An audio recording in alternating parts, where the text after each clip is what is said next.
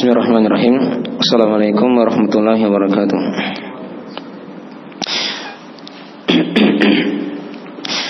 Innal hamdalillah nahmaduhu wa nasta'inuhu wa nastaghfiruh wa na'udzu billahi min shururi anfusina wa min sayyiati a'malina.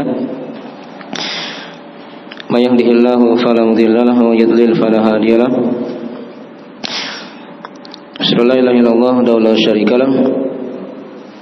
Asyhadu anna Muhammadan abduhu wa rasuluh sallallahu alaihi wa alihi washabbihi wa man tabi'ahum bi ihsan ila yaumiddin, amma ba'd. Ma'asyiral ikhwani wa akhwati fillah, azani Allah wa iyyakum rahimani wa rahimakumullah. Baik, pada malam hari ini kita akan lanjutkan dari pembahasan kita mengkaji kitab Talqin Usul Al-Aqidah Lil-'Ammah yang dikarang oleh Syekh Muhammad bin Abdul Wahhab At-Tamimi An-Najdi rahimahullah ta'ala. Baik, sekarang kita masuk di rukun Islam yang kedua dan yang ketiga. Sekaligus dia akan terangkan ya. Rukun Islam pertama sudah kita bahas ya, tentang syahadatain, syahadat la ilaha illallah, dan juga ada syahadat Muhammad Rasulullah ya. Yang terakhir sudah kita bahas syahadat Muhammad Rasulullah ya, yang di situ ada dua rukun. Kita tetapkan bahwasanya beliau adalah hamba Allah, tidak boleh diibadahi, tidak boleh disembah ya. Dan yang kedua kita tetapkan bahwasanya beliau adalah Rasulullah yang Allah lebihkan di atas yang lainnya, tidak boleh dihinakan, direndahkan. Dan juga sudah diterangkan di pembahasan itu ada konsekuensi seorang yang bersaksi akan syahadat Muhammad Rasulullah ya. Kemarin sudah diterangkan ada 5 ya. Nah, itu dia mentaati apa yang beliau perintahkan, membenarkan apa yang beliau larang, atau dibenarkan apa yang beliau kabarkan. Kemudian yang ketiga, dia jauhi apa yang beliau larang dan beliau ingatkan. Dan yang keempat, dia tidak beribadah kepada Allah kecuali dengan apa yang beliau syariatkan, tuntunkan. Dan yang kelima diterangkan di ayat, yaitu dia tetapkan bahwasanya beliau adalah penutup para nabi. Itu konsekuensi ya. Ada juga yang menambahkan yang keenam, misalnya dia mencintai beliau di atas segalanya dari manusia ini ya. Itu dari bentuk juga kita bersaksi akan syahadat Muhammad Rasulullah. Baik. Ya. Diterangkan dalam hadis-hadis dan sudah kita bahas juga di kandungan makna la ilaha illallah dalam masalah ini. Ya. Dan faedah tambahan sudah kita bahas ya di ayat. Di sana ada penetapan nama nabi kita, nama Nabi Muhammad, itu diulangi di 4 tempat dalam Al-Quran. Dan juga sudah diterangkan bahwasanya beliau itu tidak punya anak lelaki yang tumbuh sampai dewasa ya. Ada anak laki-laki yang lahir, ada 4 orang diterangkan, tapi seluruhnya wafat semenjak kecil ya. Hanya anak perempuan yang hidup ya, sampai dewasa. Nah, 3 yang wafat sebelum Nabi meninggal, dan 1 yang wafat setelah Nabi meninggal. Nah, itu sudah diterangkan ya. Nah. Dan juga ada pelajaran dari ayat yang telah kita baca, surah Al-Ahzab itu. Nah, penetapan dari rukun syahadat tadi sudah diterangkan dan konsekuensi syahadat tersebut. Dan juga sudah diterangkan dari penetapan nama Allah, nama Al-Alim ya, yang Maha mengetahui segala sesuatu. Nah, itu dari sebagian faedah ayat yang sudah kita bahas. Sekarang kita masuk di rukun Islam yang kedua dan yang ketiga, masalah salat dan zakat. Hanya di sini beliau gandengkan dengan perintah untuk bertauhid dalam salat dan zakat tersebut. Ya. Tapi kata beliau rahimahullah taala di buku panduannya diterangkan, wa dalilu ala ikhlasil ibadati was salati waz zakati qauluhu ta'ala wa ma umiru illa liya'budullaha mukhlishina lahuddin hunafa wa yuqimus salata wa yu'tuz zakata wa dzalika dinul qayyimah. Nah, terjemahan dari mana ayat atau sebelumnya kata beliau, dan dalil tentang keikhlasan dalam beribadah kepada Allah. Ya. Dalil atas pengikhlasan ibadah itu. Nah, salat, zakat. Ya. Adalah firman Allah Ta'ala, wa ma umiru illa liya'budullaha mukhlishina lahuddin. Dan tidaklah mereka diperintah kecuali agar mereka menyembah Allah. Ya. Illa liya'budullaha mukhlishina lahuddin, dalam keadaan mengikhlaskan agama itu, mengikhlaskan amalan tersebut hanya untuk Allah. Hunafa, dalam keadaan hanif, yang condong kepada tauhid.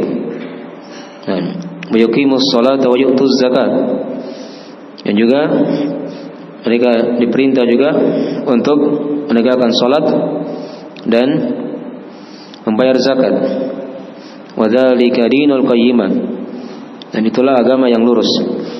Itulah agama yang lurus. Ya. Jadi diperhatikan tadi di awal dari uraian beliau, diterangkan pertama dalil tentang masalah keikhlasan beribadah kepada Allah. Kemudian diikutkan situ salat dan zakat. Salat dan zakat dia bagian dari ibadah.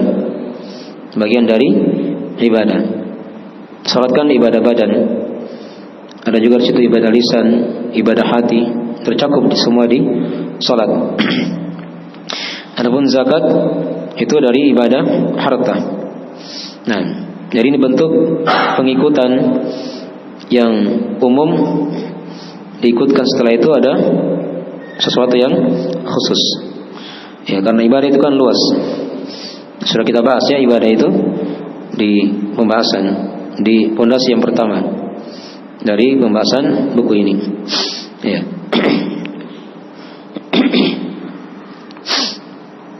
Ya. Dan ibadah kan sudah kita bahas ya, mengikhlaskan ibadah. Ikhlas itu kan artinya dia hanya mengharap wajah Allah. Ya, ketika dia beribadah, dia murnikan niatnya, ya, ketulusannya, kejujurannya. Niatnya hanya untuk Allah Subhanahu wa taala. Itu yang namanya ikhlas. Dia tidak campur padanya di situ ada perkara dunia, apakah ingin dilihat orang, didengarkan orang, ya, atau hal-hal yang lain. Ya, dalam ibadah tidak boleh dicampur ya. Kapan dicampur ada dunia di situ, maka dia tidak akan diterima ibadahnya. Adapun kalau dunia ikut di belakang, itu lain lagi masalahnya. Ya, sepanjang dia ikhlas dalam beribadah, dunia ikut di belakang maka tidak ada masalah. Nah, ini dari makna ringkas dari ikhlas itu, dan banyak dari uraian-uraian para ulama dari penjelasan mana ikhlas ini. Nah, adapun ibadah sudah kita bahas juga ya. Karena kan sini kan ikhlasul ibadah. Ibadah itu kan secara bahasa dia bermakna sesuatu yang hina atau yang rendah. Itu ibadah ya. Adapun secara istilah ada banyak definisi juga di kalangan ulama. Ada yang mengatakan ibadah itu adalah mentauhidkan Allah, ya, dan senantiasa komitmen dengan ketaatan, yang dikatakan ibadah. Itu mirip dengan uraian beliau di pondasi yang pertama. Beliau uraikan situ ibadah itu adalah tauhid dan ketaatan kepada Allah Subhanahu wa taala. Walaupun kebanyakan ulama ada yang mengatakan ibadah itu adalah definisi yang sering kita dengarkan ya, yaitu nama yang melingkup segala yang dicintai dan diridhai oleh Allah, ya, dari perkataan ataupun perbuatan yang tampak ataupun yang tersembunyi. Itu makna ibadah ya, yang sering digunakan oleh para ulama. Dia istilah atau nama yang melingkup segala yang dicintai dan diridhai oleh Allah. Ya. Jadi apa saja yang dicintai diridhai oleh Allah dalam agama ini, ya, apakah dari perkataan, apakah perkataan hati, lisan, ya, atau anggota tubuh, ya, gerakan, perbuatan, begitu kan, yang tampak tapi yang tersembunyi, maka itu semuanya dikatakan apa? Ibadah. Nah, diperintah oleh Allah, ya, itu ciri dia dicintai dan diridhai oleh Allah. Dianjurkan, itu di antara ciri perkara itu dikatakan ibadah. Ya. Baik, dan sudah dibahas juga di pondasi yang pertama, ya. Maksudnya ibadah itu ada syarat diterimanya ibadah itu, seperti dia ikhlas, ya, dia mutaba'ah sesuai dengan tuntunan Rasulullah. Kemudian juga dari ibadah juga, yang beribadah itu dia punya akidah yang selamat, punya akidah yang selamat. Ya, itu diantara dari apa? Syarat ibadah itu. Dan juga sudah diterangkan, maksudnya ibadah itu juga punya rukun-rukun. Ya, rukun ibadah ada 3, ya. Sudah kita kaji juga di pondasi yang pertama. Ada cinta kepada Allah, ada harapan, dan ada rasa takut. Ini harus seimbang dalam beribadah kepada Allah Subhanahu wa ta'ala. Dan juga sudah kita uraikan, maksudnya ibadah itu ada jenis-jenisnya. Ya, ada 5 jenisnya sudah kita bahas di pondasi yang pertama. Ada ibadah hati, ibadah lisan, anggota tubuh, ibadah harta, dan ada bentuk ibadah dia tinggalkan hal yang diharamkan, ya, karena Allah Subhanahu wa ta'ala. Itu 5 jenis ibadah, ya. Ya, salat kan di situ kan masuk di situ hati, lisan, dan apa? Anggota tubuh. Zakat masuk padanya apa? Harta. Ada ibadah yang kelima yang dia bentuknya itu dia tinggalkan hal yang diharamkan karena Allah. Nah, itu juga dihitung ibadah. Ada pahala di situ, ya. Ketika ditinggalkan karena Allah Subhanahu wa ta'ala. Jelas, ya? Jadi dari cakupan pembahasan ibadah yang sudah kita terangkan. Jadi beliau uraikan di sini dulu awal-awal, diingatkan lagi kepada kita, ya, akan wajibnya untuk mengikhlaskan niat dalam beribadah kepada Allah. Kemudian salat, ya. Salat, ya, dia merupakan rukun Islam yang kedua. Salat secara bahasa dia bermakna doa, ya, kepada kebaikan. Itu salat, ya. Itu kan diterangkan di ayat washolli alaihim, dan salatlah kepada mereka, maksudnya doakanlah mereka. Nah, adapun secara istilah salat itu adalah bentuk peribadahan kepada Allah, ya, yang bentuknya apa? Perkataan ataupun perbuatan yang khusus, yang dimulai dengan takbir dan diakhiri dengan apa? Salam. Ini kan salat, ya, definisinya yang terkenal di kalangan ulama. Dia bentuk ibadah, bentuk peribadahan kepada Allah, ya. Apakah berupa lisan atau gerakan-gerakan yang dimulai dengan takbir dan diakhiri dengan apa? Salam. Itu salat, kan? Jadi merupakan rukun Islam yang kedua. Ya, banyak keutamaan salat, ya. Salat ini dia merupakan pembeda antara seorang muslim dan seorang yang kafir. Ya, salat juga itu dari sebab-sebab seorang diampuni dosa-dosanya oleh Allah. Antara salat yang satu dengan salat yang lain itu ada penggugur dosa sepanjang dia jauhi dosa-dosa besar. Nah, dan banyak lagi dari faedah manfaat dari ibadah salat itu. Dan ya, diterangkan dalam buku pembahasan masalah keutamaan salat. Baik. Kemudian yang ketiga dari hal yang ditekankan di sini masalah zakat. Ya. Zakat secara bahasa dia bermakna hal yang berkembang atau yang bertambah. Ya. Dan kadang juga bermakna hal yang suci. Begitu, ya. Itu zakat secara bahasa. Kesucian atau hal yang bertambah atau yang berkembang. Adapun secara istilah zakat itu dia bermakna bentuk peribadahan kepada Allah dengan mengeluarkan harta yang khusus, ya, harta yang khusus pada waktu yang khusus kepada orang-orang yang khusus juga. Nah, itu definisi apa? Zakat. Jadi bentuk ada harta yang dikeluarkan, begitu kan? Bentuk pengeluaran harta yang khusus. Ya. Artinya tidak semua dikeluarkan di situ, ya. Itu kan dibahas nanti di masalah zakat.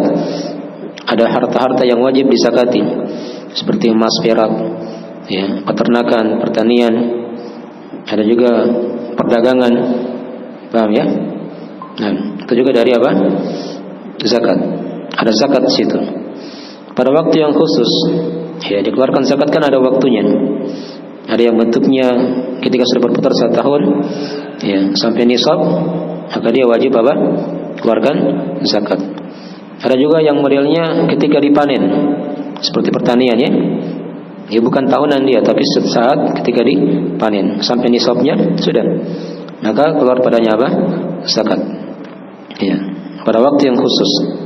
Kemudian dari definisi juga diterangkan pada orang-orang yang khusus.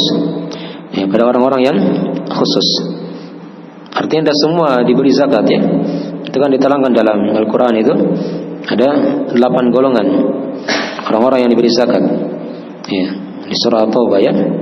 Nah, ini diperhatikan, ya, dibahas di masalah zakat itu. Itu definisi zakat, ya. Kita tidak bahas rinci di sini, ya, masalah salat dan zakat. Kita hanya uraikan di sini penjelasan bahasanya salat dan zakat itu merupakan rukun Islam. Ya, salat itu diwajibkan, ya, ketika Nabi masih berada di Mekah. Itulah dari peristiwa yang kita kenal dengan apa? Isra dan Mi'raj. Nabi langsung ambil di atas langit perintah salat 5 waktu itu.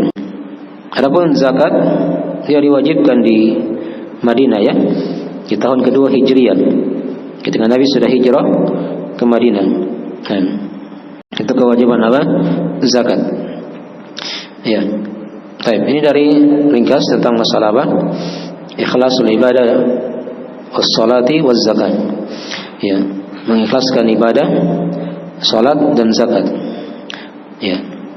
Salat dan zakat ini dari pembahasan rukun Islam, ya, di sini. Beliau bawakan di situ ayatnya.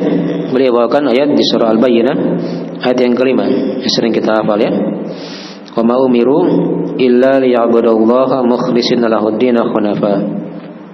Dan tidaklah mereka diperintah, kata Allah. Ini ayat masih berkaitan dengan ahli kitab. Kalau kita baca ayat sebelumnya itu penjelasan ahli kitab, ya. Wa ma tafarraqal ladzina utul kitaba illa min ba'di ma ja'atuhumul bayyinah. Nah, baru datang ayat ini kan. Wa ma umiru illa liya'budullaha mukhlishina lahud-din. Karena itu di antara ahli tafsir ada yang menafsirkan wa ma umiru, tidaklah mereka diperintah, itu ahli kitab tadi, ya, Yahudi dan Nasrani, dalam kitab Injil dan Taurat mereka. Nah, kecuali agar beribadah kepada Allah. Dan sudah diterangkan, ya, mana ibadah itu. Nah, itu untuk mentauhidkan Allah, ya, dan senantiasa mentaati Allah Subhanahu wa taala, terikat dengan syariat Allah Subhanahu wa taala. Illa liya'budullaha mukhlishina lahud-din. Nama Allah sudah sering kita lewati, ya. Allah artinya yang disembah atau yang diibadahi. Nah, mukhlishina lahud-din, dalam keadaan mengikhlaskan untuk Allah, ya, din itu. Din di sini bermakna amalan. Din bermakna amalan. Karena amalan yang ikhlas sertai dengan mutaba'ah kepada Rasul, itulah yang diterima oleh Allah Subhanahu wa taala. Itulah yang diterima oleh Allah Subhanahu wa taala. Ya. Wa ma umiru illa liya'budullaha mukhlishina lahud-din hunafa. Hunafa artinya dia jamak dari kata hanif. Jamak dari kata hanif. Hanif itu artinya yang condong kepada tauhid, yang lurus, gitu, ya, yang mengarah kepada tauhid. Itu yang dikatakan hanif. Ya. Nah, wa yuqimus shalah, dan mereka menegakkan salat. Menegakkan salat. Apa arti menegakkan salat? Perhatikan di sini ya, di bahasa ayat bukan dikatakan melakukan salat, tapi apa? Menegakkan salat. Ya, menegakkan salat itu punya banyak makna ya. Ya.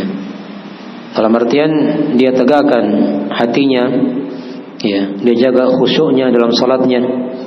Itu di antara makna juga menegakkan apa? Salat. Kemudian diperhatikan syarat-syarat salat.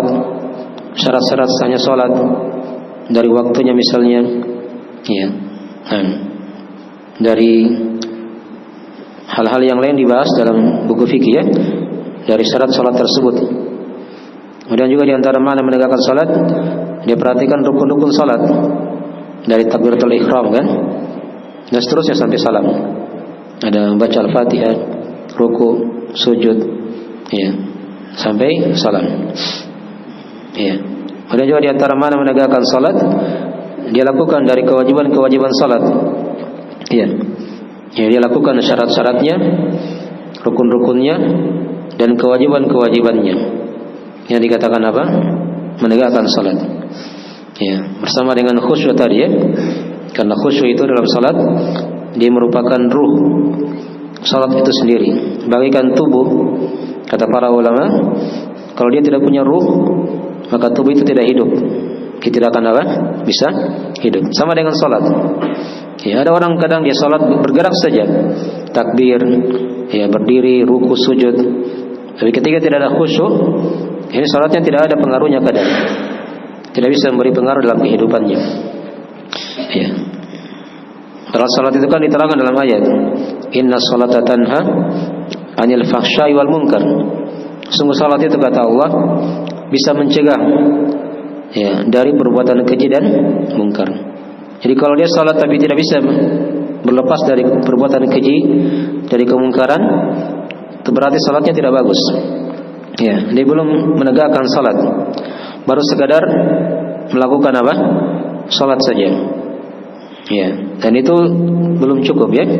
Nah, karena di bahasa ayat dikatakan wa yuqimus shalah. Ya. Itu bahasa-bahasa ayat sering dilewati ya. Dan juga bahasa hadis juga sudah kita baca.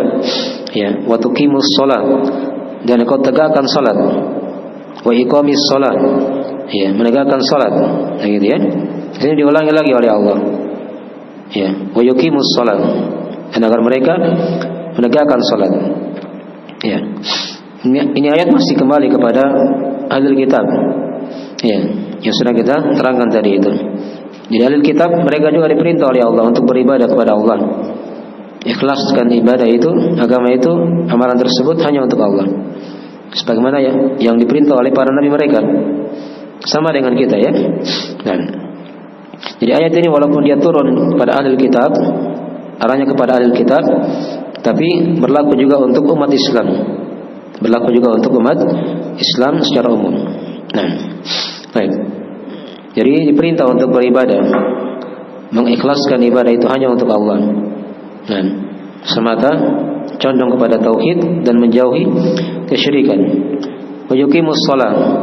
Ya, sudah tadi ya diterangkan, dan menegakkan salat. Wa yu'tuz zakat, dan membayar apa? Zakat. Tadi sudah diterangkan ya mana zakat. Wadzalika dinul qayyimah, dan itulah kata Allah agama yang lurus. Itulah agama yang lurus. Al-qayyimah di sini din dia bermakna agama ya. Ya, perhatikan di sini di ayat ini diulangi dua kata atau dua kali ya lafaz din itu. Ya, dikatakan di ayat tadi yang pertama mukhlishina lahuddin. Itu din yang pertama di situ bermakna amalan. Kalau din yang kedua ini bermakna agama. Bermakna apa? Agama. Dan memang lafaz din itu dalam Al-Quran ada tiga makna ya. Ada tiga makna. Jadi kadang bermakna agama, keyakinan yang diyakini oleh seorang. Ini yang kita bahas ya di pondasi yang kedua ini, dari talqin usul akidah ini ya. Yang kedua kadang bermakna amalan ya. Amalan yang diikhlaskan. Ini tadi sudah sama juga. Dan yang ketiga, din kadang bermakna hari pembalasan. Kadang bermakna apa? Hari pembalasan. Itulah ayat di surah Al-Fatihah. Apa ayat surah Al-Fatihah? Hah? Apa lafaz ad-din situ? Di lafaz ayat yang mana? Maliki yaumiddin. Ya, penguasa hari pembalasan, bukan hari agama di situ. Di akhirat sudah tidak ada lagi orang dicari yang punya agama di situ, maksudnya tidak ada lagi manfaat di situ dari amalan soleh. Tapi din di situ bermakna hari pembalasan. Jadi itu tiga makna din dalam agama ya, dalam Al-Quran. Kadang bermakna agama yang diyakini oleh seseorang, akidahnya. Yang kedua kadang bermakna amalan soleh atau amalan secara umum. Yang ketiga kadang bermakna hari pembalasan. Ya. Wadzalika dinul qayyimah. Dan itulah agama yang lurus. Ya. Agama al-qayyimah. Al-qayyimah di sini jamak dari kata al-qayyim. Jamak dari kata apa? Al-qayyim. Ya.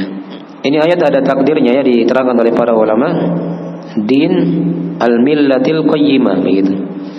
Itulah agama al-millah, sama juga maknanya agama. Itulah ciri agama yang lurus. Jadi ciri agama yang lurus ketika seorang hamba dia beribadah hanya kepada Allah, ya, dan dia ikhlaskan agama tersebut, amalannya hanya untuk Allah, dan dia apa?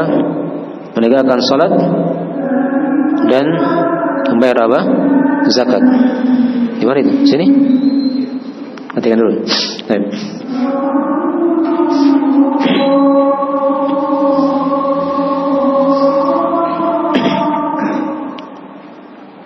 Baik. Jadi dari tafsir ayat ya secara ringkas. Wadzalika dinul qayyimah, dan itulah agama yang lurus. Ini ciri agama yang lurus ya. Jadi sini secara ringkas sudah diterangkan apa itu salat dan apa itu apa? Zakat. Ini pembahasan ringkas ya tentang kewajiban salat dan kewajiban zakat. Karena dia diperintah oleh Allah Subhanahu wa taala, "Wa ma umiru illa liya'budullaha mukhlishina lahu ad-din hunafa wa yuqimus salata wa yu'tuz zakata wa dzalika dinul qayyimah." Jadi faedah pokok ayat ini ya penjelasan tentang kewajiban tadi ya, mentauhidkan Allah sekaligus digandingkan dengan apa? Kewajiban salat dan kewajiban membayar apa? Zakat. Ya. Salat sini maksudnya salat 5 waktu ya, yang kita maklumi, bukan salat sunnah ya. Salat itu kan ada 2 macam, ada yang wajib, ada yang sunnah. Zakat juga sama seperti itu, zakat yang wajib. Walaupun kadang sebagian zakat ada yang bermakna apa? Sunnah, yang diidentikan dengan kalimat sedekah. Ya. Baik. Jadi itu faedah pokok ayat. Dan juga di ayat ini juga diterangkan kepada kita faedah tambahan. Jelaskan di sini bahwasanya agama itu dibangun di atas perintah. Karena kata Allah, "Wa ma umiru," tidaklah mereka diperintah. Jelas ya? Nah, kemudian dari ayat ini juga diterangkan kepada kita dari penetapan nama Allah. Ya. Wajibnya mengikhlaskan agama itu hanya untuk Allah. Ya. Dan juga padanya diterangkan di sini dari penjelasan makna din. Penjelasan makna apa? Din. Tadi ada 2 ya. Bermakna amalan, dan tadi di akhir bermakna keyakinan yang diyakini oleh seorang hamba. Ya. Itu faedah-faedah tambahan ya.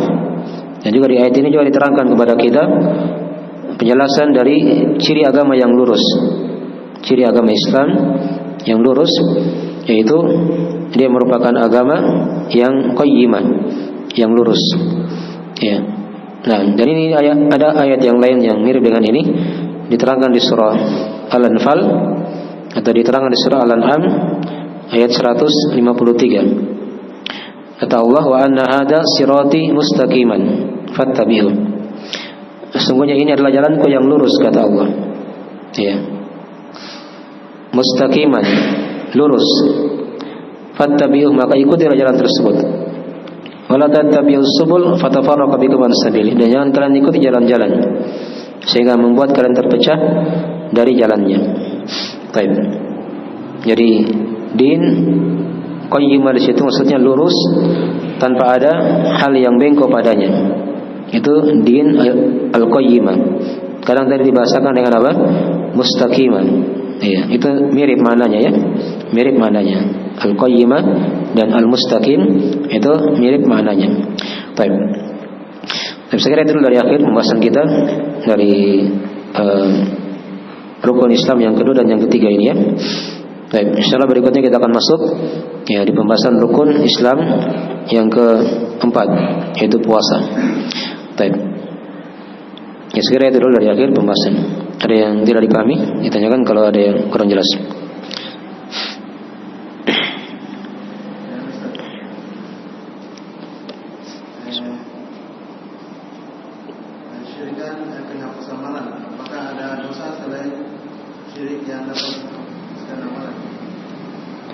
Baik, ada yang bertanya di sini, apakah ada dosa yang lain selain kesyirikan yang bisa menghapuskan amalan? Ya ada, ya banyak ya.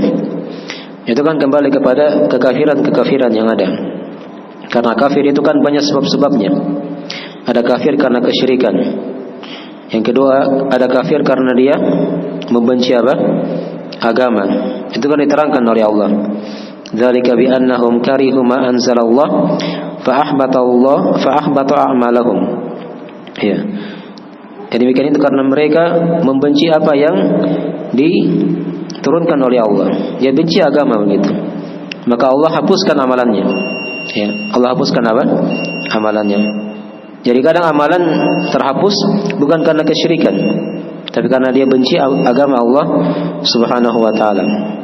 Ya. Sama juga dengan dia mengolok-olok agama, istihza. Ya, itu juga dari bentuk hal yang menghapuskan apa? Amalan. Ya, di masa dahulu orang-orang munafik dia mengolok-olok Nabi SAW dan para sahabatnya. Turun ayat, ya, yang menegur mereka. Nah, ditegur situ ya. Ya. Yang menjelaskan bahwasanya mereka adalah apa? Telah kafir setelah iman mereka. Terhapus semua amalannya. Itu nanti dibahas di masalah pembatal-pembatal keislaman ya. Nanti ada buku khusus, beliau akan terangkan 10 pembatal keislaman. Demikian pula perdukunan. Itu dari bentuk hal yang menghapuskan apa? Amalan. Sudah kita bahas kemarin di mana la ilaha illallah ya, sudah kita singgung sedikit. Kemudian juga ada bentuk dia misalnya apa?